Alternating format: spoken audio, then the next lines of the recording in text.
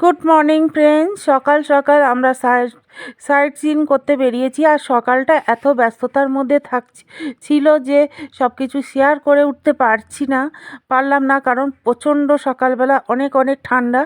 এই ঠান্ডার মধ্যে রেডি হয়ে বেরোনো খুব টাফ হয়ে যাচ্ছিল।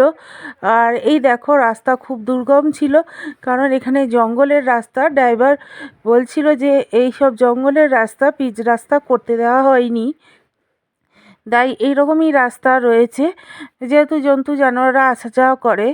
তো এই রাস্তা এরকমই দুর্গম, মানে বেশ মাটিরই রাস্তা, আর রাস্তাটা খুবই খারাপ ছিল। আর চলো আমরা যাচ্ছি সাইট সিন করতে। আর এখান থেকে কাঞ্চনজঙ্ঘা দেখা যায়। তো আমাদের হোটেল থেকেও কাঞ্চনজঙ্ঘা দেখা যাচ্ছিল, আমাদের রুম থেকেই। আর এখানে একটা ছিল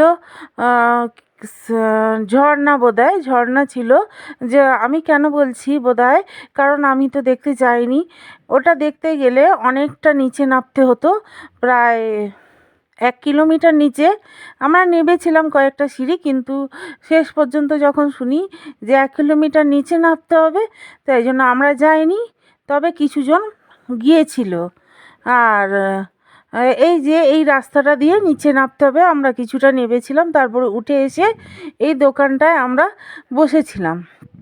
তো এখানে মোমো পাওয়া যায়। আর পাহাড়ি এলাকায় এরকমই দোকান বেশিরভাগ থাকে। তো এখানে মোমো পাওয়া যায়, আর মোমো আমরা খুবই পছন্দ করি, যার জন্য আমরা পাহাড়ি এলাকায় গেলে বা আমরা বাড়িতে থাকলেও মোমো খেতে পছন্দ করি, তো খাই। যার জন্য মোমো এখানে অর্ডার দেওয়া হয়েছে। যেহেতু কিছুজন নিচে গিয়েছিল, এরাও নিচে গিয়েছিল, এদের জন্য মোমো অর্ডার দেওয়া ছিল, ওরা এসে খাচ্ছে। আর আমরা যাইনি, তো আমরা মোমোটা আগেই খেয়ে নিয়েছিলাম। আর এখানে ভেজ মোমোই অর্ডার করা হয়েছিল। যাই হোক, সাইট সিন করে আমরা হোটেলে ফেরত চলে এসেছি, কারণ সবাই খুব টায়ার্ড, সকালবেলা বেরিয়েছিল। আর সকালে প্রচণ্ড ঠান্ডার মধ্যে খুব কষ্ট হচ্ছে এখানে। এইভাবেই সাইট সিন করে দিনটা চলে গেল। আমরা সাইট সিন করে বেরিয়ে চলে এসেছি আমরা সকলে মিলে। আর এখন দুপুরের খাওয়া দাওয়া করবো। তো সবে এসছি, তাই বসে আছি। আর যে যায় সবাই ফ্রেশ হতে গেছে। আর ফ্রেশ হয়ে গেলে এবার যাব দুপুরের খাবার খেতে। আর এখানে বাচ্চাগুলো ওই বাইরেই দাঁড়িয়ে আছে, রোদ পড়েছে। আর এত ঠান্ডা, মুখ ফুক যেন ফেটে যাচ্ছে, এমন অবস্থা। মানে নাক ফাক পুরো ঠান্ডা হয়ে যাচ্ছে, এত কষ্ট হচ্ছে, প্রচণ্ড ঠান্ডা এখানে। চলো, আবার এই রাত্রির হলে প্রচণ্ড ঠান্ডা। যাই হোক, সমস্ত কিছুই তোমাদের সামনে তুলে ধরার চেষ্টা করছি, আর সমস্ত কিছুই তোমাদের সঙ্গে তুলে ধরবো।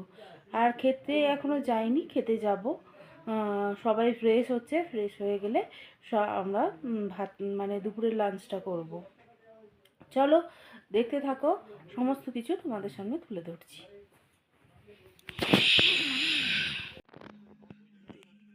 এখানে আর একটা টিম এসেছিল, তারা পার্টি